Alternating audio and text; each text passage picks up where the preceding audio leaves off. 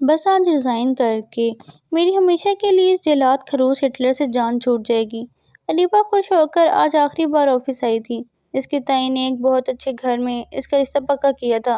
2 دن بعد اس کی شادی تھی۔ ہیلو میڈم، آفس میں سب اسے بہت عزت دے رہے تھے۔ صبا نے جلتے ہوئے کہا، حیران ہونے کہ ایکٹنگ کیوں کر رہی ہو؟ ہم سب لڑکیاں ہی جہانگیر سر کو رجھانے کی کوشش کر رہی تھیں، لیکن تم بہت تیز نکلی، لاکھوں لے کر ان سے شادی بھی کر رہی ہو۔ واؤ! وہ خوش ہو رہی تھی۔ شادی کر کے اس کی جہانگیر لگاری جیسے تیز مزاج اور بات بات پر ذلیل کرنے والے انسان سے جان چھوٹ جائے گی، لیکن اب وہ ہمیشہ کے لیے اس خروش ہٹلر کی پناہوں میں۔ اریبہ کے لیے یہ آزادی کا دن تھا، لیکن اسے کیا معلوم تھا کہ وہ جسے رہا ہونے سمجھ رہی ہے وہ دراصل ایک عمر بھر کی قید کا آغاز ہے۔ اریبہ نے صبا کی بات سنی تو اس کے ہاتھ سے فائل گرتے گرتے بچی۔ تم کیا کہہ رہی ہو صبا؟ لاکھوں لے کر شادی؟ میرا رشتہ تو تائی امی نے پکا کیا ہے، کسی بزنس مین کے بیٹے سے۔ اس کا دل زور سے دھڑکا۔ صبا نے ایک طنزیہ قہقہ لگایا اور اپنے مہنگے بیگ کے تسمے کندھے پر ٹکاتے ہوئے بولی، اوہ پلیز اریبہ، اتنی معصوم مت بنو۔ پورے آفس کو پتہ چل چکا ہے کہ جہانگیر لگاری نے تمہارے تائی کو بھاری رقم دے کر تمہیں خریدا ہے۔ اب اسے شادی کا نام دو یا سودے کا۔ سچ تو یہی ہے کہ وہ ہٹلر اب تمہارا شوہر بننے والا ہے۔ اریبہ کے پاؤں تلے سے زمین نکل گئی۔ اس کی آنکھوں کے سامنے اندھیرا چھانے لگا۔ جہانگیر لگاری، وہ انسان جو اسے ذرا سی غلطی پر پوری فائل منہ پر دے مارتا تھا، وہ شخص جس کی عقابی نظروں سے پورا آفس کانپتا تھا۔ وہ لڑکھڑاتی ہوئی جہانگیر کے کیبن کی طرف بھاگی۔ اسے یقین تھا کہ یہ کوئی بہت ہی گھٹیا مذاق ہے۔ اس نے بغیر دستک دیے دروازہ کھولا تو سامنے وہ اپنی مخصوص سیاہ 3 پیس سوٹ میں مربوط کرسی کی پشت سے ٹیک لگائے بیٹھا تھا۔ اس کی گہری بھوری آنکھوں لیپ ٹاپ پر جمی تھی، لیکن دروازے کھلنے کی آواز پر اس نے نظریں اٹھائیں تو اریبہ! تمہاری ہمت کیسے ہوئی بغیر اجازت اندر آنے کی؟ اس کی آواز میں وہی مخصوص گرج تھی جس سے اریبہ کے کندھے خود بخود جھک گئے۔ سر، وہ صبا کہہ رہی تھی کہ اریبہ کی آواز لرز رہی تھی۔ وہ بمشکل کھڑی تھی۔ جہانگیر اپنی جگہ سے اٹھا۔ اس کا لمبا قد اور رعب دار شخصیت اریبہ پر ایک سائے کی طرح چھا گئی۔ وہ چلتا ہوا اس کے قریب آیا۔ اریبہ 2 قدم پیچھے ہٹی، یہاں تک کہ اس کی پیٹھ ٹھنڈی دیوار سے جا لگی۔ صبا ٹھیک کہہ رہی ہے۔ جہانگیر نے اپنا ایک ہاتھ اریبہ کے سر کے پاس دیوار پر ٹکایا اور جھک کر اس کی آنکھوں میں دیکھا۔ تمہاری تائی کو پیسوں کی ضرورت تھی اور مجھے ایک ایسی بیوی کی جو میرے گھر کی خاموشی کو برداشت کر سکے۔ اریبہ کے آنسو ٹپ ٹپ گرنے لگے۔ آپ ایسا نہیں کر سکتے، میں آپ سے نفرت کرتی ہوں۔ جہانگیر کے لبوں پر ایک شفاف مسکراہٹ آئی۔ اس نے اریبہ کی تھوڑی کو اپنی انگلیوں کی گرفت میں لیا۔ 2 دن پلک جھپکتے گزر گئے۔ اریبہ کو یوں لگا جیسے وہ کسی مقتل کی طرح بھر رہی ہے۔ سرخ روسی جوڑے میں ملبوس وہ کسی شہزادی سے ایک سہمی ہوئی ہرنی لگ رہی تھی۔ جب نکاح خواہاں نے پوچھا تو اس کا دل چاہا کہ نہ کہہ دے، لیکن تائی کی سخت نظروں نے اور جہانگیر کے خوفناک چہرے یاد آتے ہی اس کے لبوں سے نکلا قبول ہے۔ رخصتی کے وقت جب وہ جہانگیر کی سیاہ لگژری گاڑی میں بیٹھی تھی تو اس کا جسم بری طرح کانپ رہا تھا۔ گاڑی میں ایک عجیب سی خوشبو تھی، سندل اور سگار کا امتزاج۔ جہانگیر خاموشی سے گاڑی چلا رہا تھا، لیکن اس کی خاموشی کسی طوفان کا پیش خیمہ لگ رہی تھی۔ اچانک اریبہ کو زور سے چھینک آئی۔ اچھی! خاموشی ٹوٹ گئی۔ جہانگیر نے گردن موڑ کر اسے دیکھا۔ اریبہ نے ڈر کر اپنا دوپٹہ منہ پر لپیٹ لیا۔ گاڑی میں گندگی مت پھیلانا، جہانگیر نے سپاٹ لہجے میں کہا۔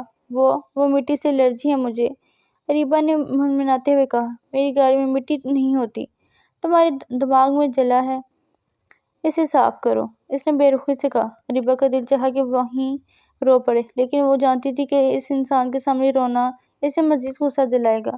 جہانگیر کا گھر کسی محل سے کم نہ تھا، مگر اریبہ کو وہ ایک بہت بڑا قید خانہ محسوس ہو رہا تھا۔ کمرے میں داخل ہوتے ہی اسے خوف محسوس ہوا۔ دیواروں پہ گہرے رنگ، مہنگا فرنیچر اور ہر چیز اپنی جگہ پر بالکل پرفیکٹ، جیسے وہاں کسی انسان کا نہیں بلکہ کسی روبوٹ کا بسیرا ہو۔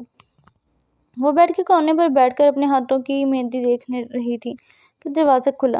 جہانگیر اندر داخل ہوا۔ اس نے اپنی ٹائی ڈھیلی کی اور کوٹ اتار کر کرسی پر پھینکا۔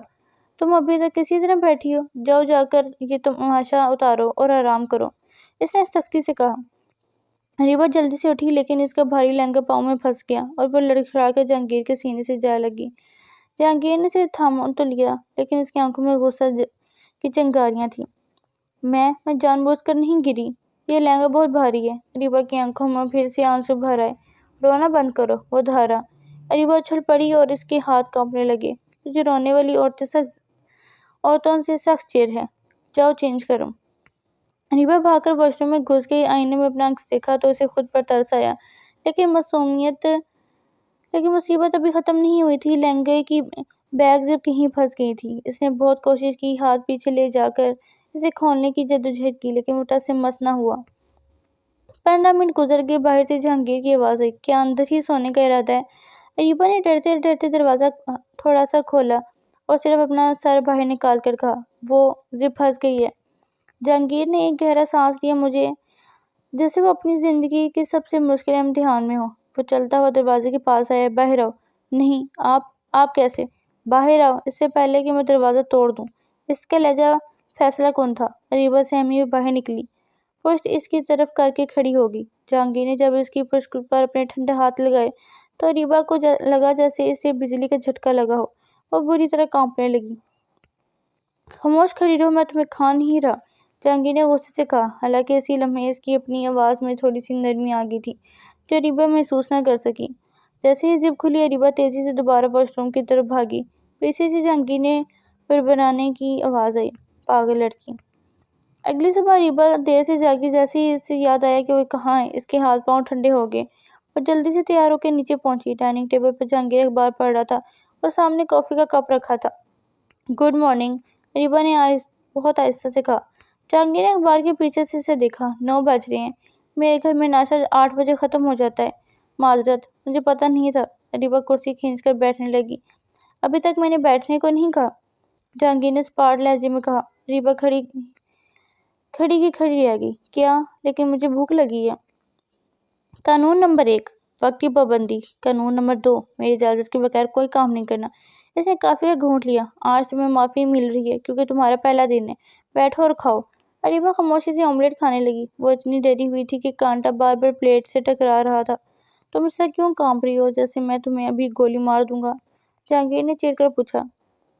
آپ بات ہی اتنے غصے سے کرتے ہیں، اریبا نے ہمت جمع کر کے کہا۔ جہانگیر نے اپنی کرسی اس کی طرف سرکائی۔ دیکھو اریبا، میں کوئی فلمی ہیرو نہیں ہوں جو تمہارے نخرے اٹھائے گا۔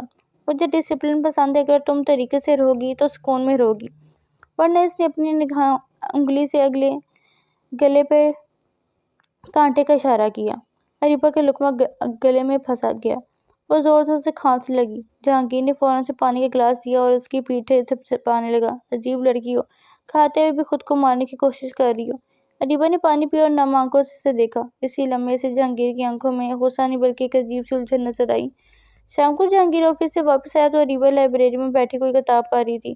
وہ اس قدر مگن تھی کہ اسے جہانگیر کے آنے کا احساس ہی نہیں ہوا۔ جہانگیر چپ چاپ اسے دیکھتا رہا۔ وہ بغیر میک اپ کے سادہ سی سوٹ میں بہت معصوم لگ رہی تھی۔ اس نے سوچا بھی نہیں تھا کہ وہ لڑکی جسے وہ آفس میں ہمیشہ ڈانٹتا تھا اس کے گھر کی رونق بنے گی۔ کون سی کتاب ہے؟ اچانک اس کی آواز گونجی۔ اریبا اچھل پڑی۔ وہ کتاب اس کے ہاتھ سے چھوٹ کر نیچے گر گئی۔ یا اللہ، اب ہمیشہ ایسے ہی کیوں آتے ہیں؟ اس نے اپنا دل تھامتے ہوئے کہا۔ جہانگیر نے جھک کر کتاب اٹھائی۔ رومانوی ناول۔ فضول وقت ضائع کر رہی ہو۔ فضول نہیں ہے، بہت اچھا کہانی ہے، اریبا نے تھوڑے احتجاج کیا۔ اچھا تو بتاؤ اس میں کیا ہوتا ہے؟ کیا ہیرو ہیروئن کو چاند تارے توڑ کر دیتا ہے؟ اس نے طنز کیا۔ نہیں، ہیرو اس کا خیال رکھتا ہے، اسے ڈراتا نہیں ہے، اریبا نے ڈرتے ڈرتے اسے تانا دیا۔ جہانگیر خاموش ہو گیا۔ اس نے کتاب واپس اریبا کے ہاتھ میں دی اور اس کے بہت قریب ہو گیا۔ تو تمہیں لگتا ہے میں تمہارا خیال نہیں رکھتا؟ اریبا پیچھے ہٹنے لگی تو صوفے میں دھنس گئی۔ آپ تو صرف چلاتے ہیں۔ جہانگیر نے اس کے گال کو اپنی انگلی سے چھوا۔ شاید اسی لیے کہ تمہیں دیکھ کر میرے اپنے جذبات پر قابو نہیں رہتا۔ یہ پہلی بار تھا کہ جہانگیر نے ایسی بات کی تھی۔ اریبا کا چہرہ شرم اور ڈر کے مارے سرخ ہو گیا۔ جہانگیر نے اسے گھور کر دیکھا اور پھر اچانک ہنسا۔ یہ ایک بلند اور صاف ستھرا کہکا تھا۔ اریبا اسے حیرت سے دیکھتی رہ گئی۔ جاؤ جا کر چائے بناؤ، اور ہاں، چینی کم رکھنا ورنہ تمہیں پورا ہفتہ کڑوی کافی پینی پڑے گی۔ وہ مسکراتے ہوئے وہاں سے چلا گیا۔ اریبا وہاں بیٹھی رہ گئی۔ اسے سمجھ نہیں آ رہا تھا کہ یہ انسان ہٹلر ہے یا کوئی پہیلی۔ اس کی زندگی اب اس تیز مزاج ہیرو کے گرد گھومنے والی تھی جہاں ہر دن ایک نیا ڈرامہ اور ہر رات ایک نیا ڈر تھا۔ جہانگیر لگاری کے گھر میں اریبا کو آئے 1 ہفتہ بیت چکا تھا، لیکن اسے ہر دن ایک نئی آزمائش لگتا جہانگیر کا مزاج کسی تپے ہوئے سورج کی طرح تھا جو کبھی بھی بادلوں کی اوٹ سے نکل کر اسے جھلسا سکتا تھا۔ جہانگیر لگاری کے گھر میں صبح کا آغاز ہمیشہ خاموشی سے ہوتا تھا، لیکن آج یہ خاموشی کسی بڑے طوفان کا پتہ دے رہی تھی۔ اریبہ بھی کچن میں چائے کا کپ سیٹ کر رہی تھی کہ باہر لاؤنج میں ایک مہنگی گاڑی کے رکنے کی آواز آئی۔ تھوڑی ہی دیر میں پورے گھر میں اونچی آواز میں بولنے اور کہکوں کی آواز گونجنے لگی۔ جہانگیر کہاں ہو بیٹا؟ دیکھو تمہاری پسندیدہ پھوپھو آئی ہیں، ایک کھنکھناتی ہوئی باروب آواز سنائی دی۔ اریبہ کے ہاتھ کانپے اور چائے کی پیالی ٹرے میں تھوڑی سی جھلک گئی۔ اس نے ڈرتے ڈرتے کچن کے دروازے سے باہر جنگ کا حال میں ایک نہایت پروکار لیکن حد سے زیادہ ماڈرن خاتون داخل ہو رہی تھی۔ ریشمی ساڑی، گہرے رنگ کی لپسٹک اور آنکھوں میں مہنگا چشمہ، یہ جہانگیر کی اکلوتی اور چہیتی پھوپھو بیگم زہرہ لگاری تھی۔ ان کے ساتھ ایک نوجوان لڑکی تھی جس نے مغربی لباس زیب تن کر رکھا تھا، اور ایک لڑکا جو مسلسل اپنے فون میں مگن تھا۔ یہ زویا اور آریان ہیں، اریبہ نے دل میں سوچا، کیونکہ اس نے تائی سے سنا تھا کہ جہانگیر کی پھوپھو پیرس میں رہتی ہیں۔ جہانگیر سیڑھیوں سے نیچے اتر رہا تھا، اسے دیکھتے ہی زہرہ بیگم نے اسے گلے لگا لیا۔ میرے شیر بھتیجے، شادی کر لی اور ہمیں بتایا تک نہیں؟ میں تو پیرس سے سیدھا یہاں ہی آ رہی ہوں۔ سنا ہے کوئی سودا کیا ہے؟ جہانگیر کے چہرے پر وہی مخصوص سختی آئی۔ پھوپھو آپ آئی ہیں، اچھا لگا، لیکن پلیز میرے ذاتی معاملات پر تبصرہ نہ کریں۔ اسی لمحے اریبہ ٹرے لے کر باہر آئی۔ اس کی نظریں جھکی ہوئی تھیں اور وہ بری طرح گھبرائی ہوئی تھی۔ اوہ، تو یہ ہے وہ نایاب ہیرا! زہرہ بیگم نے اریبہ کو سر سے پاؤں تک ایسے دیکھا جیسے وہ کوئی شو پیس ہو۔ جہانگیر، ذوق تو تمہارا ہمیشہ سے کلاسک تھا، لیکن یہ لڑکی تو کچھ زیادہ ہی سادہ نہیں ہے؟ زویا، دیکھو اپنی نئی بھابھی کو۔ زویا نے ایک حقارت آمیز نظر اریبہ پر ڈالی اور اپنے ناخن دیکھتے ہوئے بولی، ماما یہ تو بالکل گاؤں کی گوری لگ رہی ہے۔ بھائی، آپ نے اس کے لیے اتنے پیسے خرچ کیے؟ اریبہ کے پاؤں تلے سے زمین نکل گئی۔ اسے لگا جیسے اسے بھاری بڑے بازار میں نیلام کیا جا رہا ہو۔ اس کی آنکھوں میں آنسو تیرنے لگے۔ جہانگیر نے اریبہ کے لرزتے ہوئے ہاتھوں کو دیکھا اور پھر زویا کی طرف مڑا۔ زویا، اپنی زبان کو لگام دو، وہ تمہاری بھابھی اور اس گھر کی عزت ہے۔ جہانگیر کی آواز اتنی بلند اور غمناک تھی کہ حال میں ایک دم سناٹا چھا گیا۔ اریبہ ڈر کر ایک قدم پیچھے ہٹ گئی۔ اسے جہانگیر کا غصہ ہمیشہ ڈراتا تھا، لیکن آج پہلی بار اسے اس غصے میں اپنی ڈھال نظر آئی۔ ابھی یہ ہنگامہ جاری تھا کہ جہانگیر کی چچی نصرت بیگم بھی وہیں پہنچ گئی۔ نصرت بیگم وہ خاتون تھی جن کا مقصد صرف آگ لگانا اور تماشا دیکھنا تھا۔ ارے زہرہ بہن، آپ آ گئی! نصرت بیگم نے بناوٹی مسکراہٹ کے ساتھ کہا۔ میں تو خود حیران ہوں کہ جہانگیر نے اس لڑکی میں کیا دیکھا۔ ویسے اریبہ، سنا ہے تمہاری تائی نے تمہارے نام پر نیا گھر بنوا لیا ہے؟ بھائی واہ، تم تو بڑی قسمت والی نکلی۔ جہانگیر کی دولت نے تمہارا خاندان کی تو کایا ہی پلٹ دی۔ اریبہ سے اب مزید برداشت نہ ہوا۔ وہ ٹرے وہیں میز پر رکھ کر روتی ہوئی اوپر اپنے کمرے کی طرف بھاگی۔ اریبہ رکو! جہانگیر نے آواز دی، مگر وہ نہیں رکی۔ جہانگیر کا پارا ساتویں آسمان پر تھا۔ اس نے مڑ کر اپنی چچی اور پھوپھو کو دیکھا۔ آج کے بعد اگر کسی نے اریبہ کے خاندان یا اس کی شادی کے پس منظر پر بات کی تو وہ اس گھر کی دہلیز دوبارہ نہیں چڑھے گا۔ کیا میں واضح ہوں؟ زہرہ بیگم نے ماتھے پر بل ڈالے، مگر جہانگیر کے غصے کے آگے بولنے کی ہمت کسی میں نہ تھی۔ آریان، جو اب تک خاموش تھا، شرارت سے مسکرایا۔ بھائی غصہ کم کریں، کہیں بھابھی ڈر کے مارے گھر ہی نہ چھوڑ دیں۔ جہانگیر تیز قدموں سے چلتا ہوا کمرے میں داخل ہوا۔ اریبہ بستر پر اونتھے منہ لیٹی سسکیاں لے رہی تھی۔ اٹھو!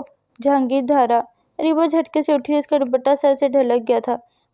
وہ آنکھیں رونے کی وجہ سے سوج گئی تھیں۔ وہ کانپتے ہوئے بیڈ کے دوسرے کونے میں دب گئی۔ آپ اب کیوں آئے ہیں یہاں؟ سب ٹھیک تو کہہ رہے ہیں۔ میں ایک سودا ہی تو ہوں، آپ نے مجھے خریدا ہے تو اب سب کو کہنے دیں، اریبہ نے ہچکیوں کے درمیان کہا۔ جہانگیر اس کے قریب آیا اور اس کے دونوں بازو سے پکڑ کے اسے جھنجھوڑ دیا۔ تمہارا دماغ خراب ہو گیا ہے؟ میں نے تمہیں خریدا نہیں ہے، میں نے تمہیں اس جہنم سے نکالا ہے جہاں تمہاری تائی تمہیں کسی بھوڑے کے پلے باندھنے والی تھی۔ اریبہ کی آنکھیں حیرت سے پھیل گئیں۔ کیا؟ جہانگیر نے اسے چھوڑ کر کمرے کی ٹہلنے لگا۔ ہاں، تمہاری تائی نے میرے پاس آ کر تمہاری بولی لگائی تھی۔ میں تمہیں جانتا تھا، میں جانتا تھا کہ تم جتنی بے وقوف ہو اتنی ہی معصوم بھی ہو۔ میں نہیں چاہتا تھا کہ تمہاری زندگی برباد ہو، اس لیے میں نے وہ رقم دی اور تم سے شادی کی۔ اب اگر تم نے دوبارہ یہ سودا کی رٹ لگائی تو مجھ سے برا کوئی نہیں ہوگا۔ اریبہ خاموش ہو گئی۔ اسے سمجھ نہیں آ رہا تھا کہ وہ جہانگیر کا شکریہ ادا کرے یا اس کے غصے سے ڈرے۔ اور سنو، نیچے مہمان بیٹھے ہیں، جا کر اپنا چہرہ دھو اور نیچے آؤ۔ تم لغاری خاندان کی بہو اور کوئی مذاق نہیں کہ ہر ایک کی بات پر آنسو بہانے بیٹھ جاؤ۔ اس نے الماری سے اپنی گھڑی نکالی اور باہر نکل گیا۔ رات کے کھانے پر میز لذیذ پکوان سے سجی تھی۔ زہرا بیگم اور نصرت بیگم مسلسل ایک دوسرے کو اشارے کر رہی تھی۔ زویا اپنے فون میں اور ریبا کی تصویریں کھینچ کر اپنے فرینڈز کو بھیج رہی تھی اور مذاق اڑا رہی تھی۔ بھابھی آپ کو میک اپ کرنا آتا ہے؟ زویا نے شرارت سے پوچھا۔ میرا مطلب ہے پیرس میں تو لڑکیاں بہت ٹرینڈی ہوتی ہیں، اگر آپ چاہیں تو میں آپ کا میک اپ اوور کر دوں۔ ریبا نے ڈرتے جہانگیر کی طرف دیکھا جو خاموشی سے کھانا کھا رہا تھا۔ جی مجھے سادہ رہنا پسند ہے۔ سادہ یا پسماندہ؟ نصرت چچی نے لقمہ توڑتے ہوئے تنزیہ کیا۔ اچانک جہانگیر نے اپنا چمچ پلیٹ پر زور سے مارا۔ آریان تم نے بتایا نہیں کہ تمہارا بزنس کیسا چل رہا ہے؟ سنا ہے پچھلے مہینے تمہیں 2 کروڑ کا نقصان ہوا ہے۔ جہانگیر نے سکون سے پوچھا۔ آریان کا رنگ پھک ہو گیا۔ وہ بھائی وہ تو بس مارکیٹ کی وجہ سے۔ اور زویا تمہاری کالج کے رزلٹ کا کیا ہوا؟ تمہارے ڈیڈ کہہ رہے تھے کہ تم 3 سبجیکٹس میں فیل ہو۔ جہانگیر نے زویا کی طرف رخ کیا۔ زویا نے فوراً اپنی نظریں جھکا لیں۔ پورے دسترخوان پر سام سونگ گیا۔ ریبا کو اندر ہی اندر ہنسی آ رہی تھی کہ کیسے جہانگیر نے ایک ایک کر کے سب کی بولتی بند کر دی۔ بیٹا جہانگیر ہم تو بس مذاق کر رہے تھے۔ زہرا بیگم نے بات سنبھالنے کی کوشش کی۔ مذاق وہی اچھا ہوتا ہے جس پر سب ہنسے، جس پر صرف آپ ہنسے وہ تذلیل ہوتی ہے، جہانگیر نے اٹھتے ہوئے کہا۔ ریبا میرے لیے گرین ٹی اوپر لے آؤ۔ ریبا گرین ٹی بنانے کچن میں گئی تو وہاں نصرت چچی پہلے سے موجود تھی۔ وہ ملازمہ کو ڈانٹ رہی تھی۔ ریبا کو دیکھتے ہی وہ اس کی طرف مڑی۔ بڑی چالاک ہو تم، جہانگیر کو اپنے اشاروں پر نچا رہی ہو، لیکن یاد رکھنا یہ مرد جتنی جلدی سر پر بٹھاتے ہیں اتنی ہی جلدی پاؤں تلے رون بھی دیتے ہیں۔ نصرت بیگم نے زہریلے لہجے میں کہا۔ ریبا کا دل دھڑکنے لگا، لیکن اس بار اس نے تھوڑی ہمت دکھائی۔ چچی جان وہ میرے شوہر ہیں اور میں ان کی عزت کرتی ہوں، آپ کو ان کی فکر کرنے کی ضرورت نہیں ہے۔ اوہو زبان بھی چلانے لگی ہو۔ نصرت بیگم اس کی طرف بڑھی، لیکن تبھی کچن کے دروازے پر جہانگیر نمودار ہوا۔ میری چائے کہاں ہے؟ وہ اس کی آواز میں بھی گرج تھی۔ نصرت بیگم فوراً پیچھے ہٹ گئیں۔ بس بیٹا میں تو ریبا کو بتا رہی تھی کہ تمہیں چائے کیسی پسند ہے۔ مجھے پتا ہے اسے کیا پتا ہے۔ آپ جا کر آرام کریں، رات کافی ہو گئی ہے۔ جہانگیر نے ریبا کا ہاتھ پکڑا اور اسے کچن سے باہر لے آیا۔ کمرے میں آ کر ریبا نے چائے کی پیالی میز پر رکھی۔ جہانگیر بالکونی میں کھڑا رات کی ٹھنڈی ہوا کے مزے لے رہا تھا۔ ریبا اس کے پیچھے جا کر کھڑی ہو گئی۔ شکریہ، اس نے بہت آہستہ سے کہا۔ جہانگیر مڑا۔ اس کی آنکھوں میں اب وہ غصہ نہیں تھا بلکہ ایک تھکن تھی۔ کس لیے؟ میرے ساتھ دینے کے لیے سب کے سامنے۔ جہانگیر اس کے قریب آیا۔ اس نے ریبا کے بالوں کے ایک لٹ کو کان کے پیچھے کیا جس سے ریبا کے پورے جسم میں سنسنی جوڑ گئی۔ تم میری ذمہ داری ہو، جب تک تم اس کمرے میں ہو کوئی تمہاری طرف آنکھ اٹھا کر نہیں دیکھ سکتا، لیکن تمہیں خود بھی مضبوط بننا ہوگا۔ میں کوشش کروں گی، ریبا نے سر جھکا کر کہا۔ اچھا تو ذرا میری آنکھوں میں دیکھ کر کہو، جہانگیر نے چیلنج کیا۔ ریبا نے جیسے ہی نظریں اٹھائیں جہانگیر نے اسے اپنی باہوں میں بھر لیا۔ ریبا کا سانس رک گیا۔ اس کا دل اتنی زور سے دھڑک رہا تھا کہ اسے لگا جہانگیر اسے سن لے گا۔ چھوڑیں، کوئی دیکھ لے گا۔ وہ بہکلائی۔ کون دیکھے گا؟ یہ میرا کمرہ ہے، میری مرضی، جہانگیر نے شرارت سے کہا۔ اور ہاں کل صبح 8 بجے ناشتہ پر اگر تم لیٹ ہوئی تو سزا کے طور پر تمہیں پورے گھر کے لیے خود ناشتہ بنانا پڑے گا۔ ریبا نے ڈر کر اسے دیکھا۔ پورا گھر؟ اتنے سارے لوگ؟ ہاں اسی لیے بہتر ہے کہ ٹائم پر اٹھ جانا۔ وہ اسے چھوڑ کر ہنستا ہوا واش روم چلا گیا۔ ریبا وہیں کھڑی رہ گئی۔ اسے لگا جیسے اسے ہٹلر کے اندر ایک ایسا انسان بھی چھپا ہے جو اسے ہنسانا جانتا ہے۔ اگلی صبح سورج کی پہلی کرن نے جب کمرے میں قدم رکھا تو ریبا کی آنکھ خوف سے کھل گئی۔ 8 بجنے میں صرف 5 منٹ باقی تھے۔ وہ گھبرا کر بیڈ سے اتری ہی تھی کہ پیر پھسلنے سے سیدھی سامنے کھڑی جہانگیر کے سینے سے جا ٹکرائی، جو پہلے ہی تیار ہو کر اسے جگانے کا ارادہ کر رہا تھا۔ پھر وہی توازن کی خرابی۔ جہانگیر نے اسے اپنی گرفت میں لیتے ہوئے شرارت سے پوچھا۔ اس کی آواز میں صبح کی وہ مخصوص بھاری رنگت تھی جو ریبا کے دل کی دھڑکن تیز کر گئی۔ وہ ناشتہ سب لوگ انتظار کر رہے ہوں گے، ریبا نے اس کی قمیض کے بٹنوں کو دیکھتے ہوئے منمناتی آواز میں کہا۔ جہانگیر نے اسے خود سے جدا نہیں کیا بلکہ اس کے ماتھے پر اپنے لب رکھے اور ایک طویل بوسہ دیا۔ کوئی انتظار نہیں کر رہا، میں نے سب کو ناشتہ کروا کر رخصت کر دیا ہے۔ پھوپھا پیرس واپس جا رہی ہیں اور چچی اپنے گھر۔ ریبا نے حیرت سے نظریں اٹھائیں۔ اتنی جلدی؟ لیکن کیوں؟ جہانگیر نے اس کے گال کو نرمی سے چھوا۔ کیونکہ میں اپنی زندگی میں کسی تیسرے کا دخل نہیں چاہتا۔ میں چاہتا ہوں کہ تم اس گھر میں ڈر کر نہیں بلکہ مالکن بن کر ہو۔ اس نے ریبا کا ہاتھ تھاما اور اسے بالکونی کی طرف لے گیا جہاں میز پر صرف 2 لوگوں کے لیے ناشتہ سجا تھا۔ وہاں گلاب کے پھولوں کا ایک چھوٹا سا گلدستہ رکھا تھا جس پر ایک نوٹ لکھا تھا، میری چھوٹی سی ڈرپوک بیوی کے نام۔ جس نے اس ہٹلر کا دل جیت لیا۔ اریبہ کی آنکھوں میں خوشی کے آنسو چمک اٹھے۔ آپ اتنے بھی خڑوس نہیں ہیں جتنا میں سمجھتی تھی۔ جہانگیر نے اسے اپنی طرف کھینچا اور اس کے کان میں سرگوشی کی۔ میں صرف تمہارے لیے بدل سکتا ہوں اریبہ، لیکن ایک شرط ہے۔ اب سے تم مجھ سے نہیں، صرف مجھ پر مرو گی۔ اریبہ نے شرماتے ہوئے اپنا سر اس کے کندھے پر رکھ دیا۔ باہر پرندوں کی چہچہاہٹ اور ٹھنڈک ہوا اس بات کی گواہی تھی کہ ایک ڈرپوک سی لڑکی نے اپنی معصومیت سے ایک پتھر دل انسان کو موم کر دیا تھا۔ نفرت کا یہ سفر ایک خوبصورت محبت کی داستان میں بدل چکا تھا، جہاں اب نہ کوئی خوف تھا اور نہ کوئی ہٹلر، بس دو دل تھے اور ایک نہ ختم ہونے والا ساتھ۔ ختم